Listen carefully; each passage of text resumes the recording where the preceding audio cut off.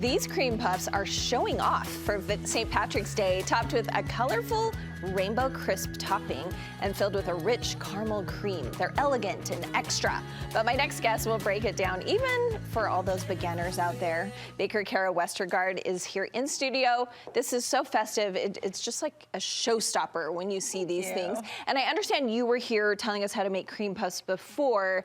Introduce us to something called choux dough. Yeah, so choux dough is just another name for the pastry part of the cream puff. Yeah. Okay. So, and we did go over that in the last segment that we did about this. So you can always go back and look at that. And that's what we're using again? Yes, we're using it again, but we're just taking it another step farther with the Craquelin topping. And it seems a little intimidating when you are first starting. So you don't have to do it if you're, intimidated, but it is so simple. It's actually just 3 ingredients. It's just butter, sugar, and flour. Okay. So you just cream those together, and then you can just use it as is. It's a brown sugar, so it's got like a nice brown crackly topping when you use it just as is, but we are going extra. We like to go extra.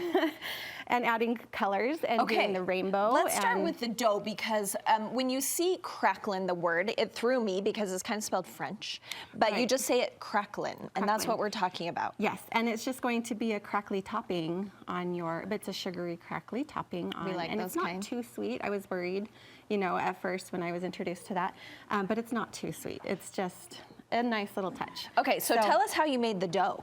Okay, so again, it's just butter, sugar, flour, and we're gonna go ahead, we just added a bunch of food coloring to this, and I actually am going with natural food colorings, if you can believe it. How did you do that? So I have some over here. There's, it's just... Oh, these right here. Yeah, yep, it's just made with vegetables and fruits and so it's still plants. Those drops we all know and love, but it's natural, no artificial dyes in it. Because some people are freaking out these days about the dyes. Right, yeah, and it's a new thing to think about. I mean, it's a good thing to think about, right? But look how vibrant these colors are. Yeah, so let's teach you how to make the rainbow with it. So we're just going to take our bench scraper after I've kind of made everything about the same size.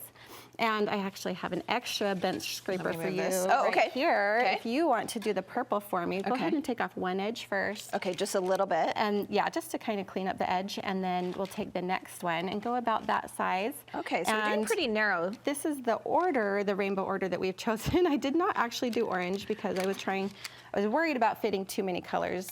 And so am I putting, this one's a little darker. Is it next to the lighter? So let's actually put that on the other side. End. Okay. I'm gonna not that it matters. We can go any order we want, right? Since we don't have orange in here anyways.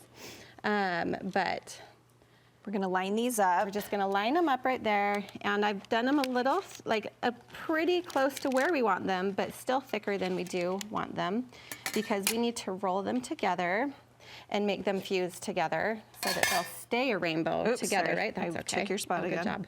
Green, blue, and then the purple. And then the purple, yes. And so then we can just go ahead and, we could add another purple on one side. I actually ended up going 3 colors overlapped, repeated, I should say. And then we're gonna go ahead and add that one right there on that end, and one more yellow. Yes. And you could do these, I guess, whatever colors you want. You could, yeah. So the first time I did these, I was doing them way thicker, and I decided to like them thinner so that we could make sure we get the whole rainbow on there. And if you only do 3 colors, I advise you to do more than 3 colors, because otherwise it looks like a flag. Oh, okay.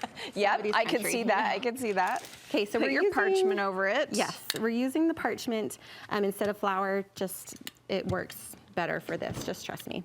And then we're gonna just roll it out a little bit flatter. We do like to keep it still kind of thick, not paper thin, because we're using the natural colors here, and we wanna make sure that they don't bake out.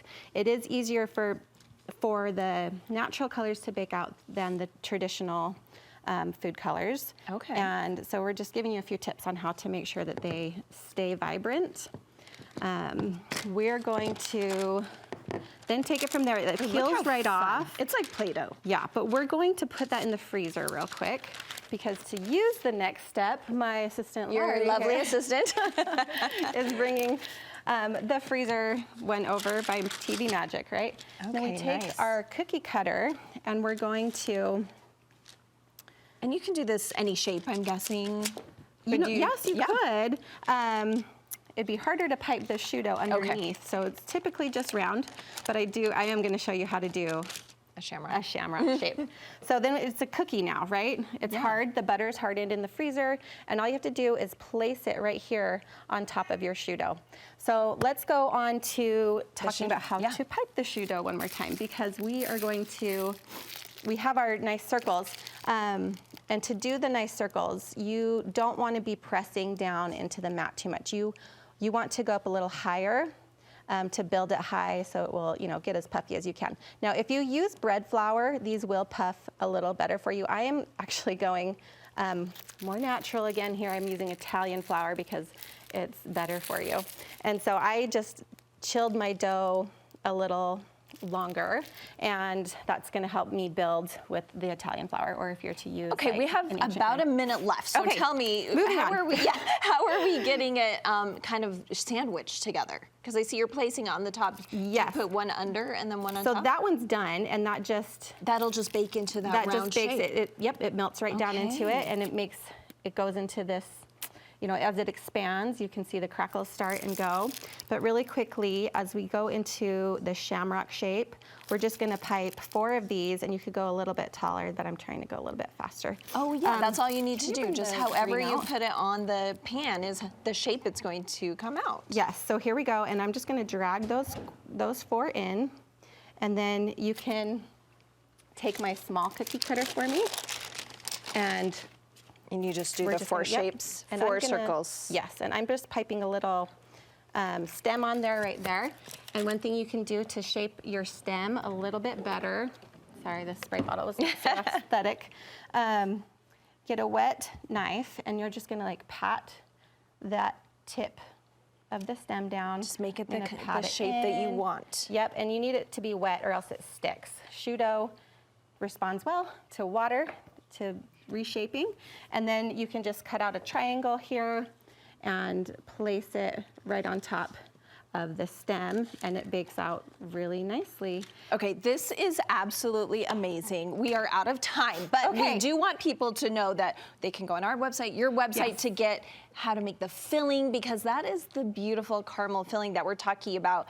But this is going to be your showstopper. It's the rainbow to the gold pot, right? The rainbow to the gold pot. Okay, Khara, so we're going to put this on our website, your website. How can people get that on your website? So actually come find me on Instagram. I share my recipes on Instagram at Balsamic Baker, and I'll show you there too. I'll give you more tips on how to make sure that the color doesn't bake out of your cream puffs. You guys, this is something that you're going to wow everyone at the party. This is what you're doing. Okay, Khara, thank you so much.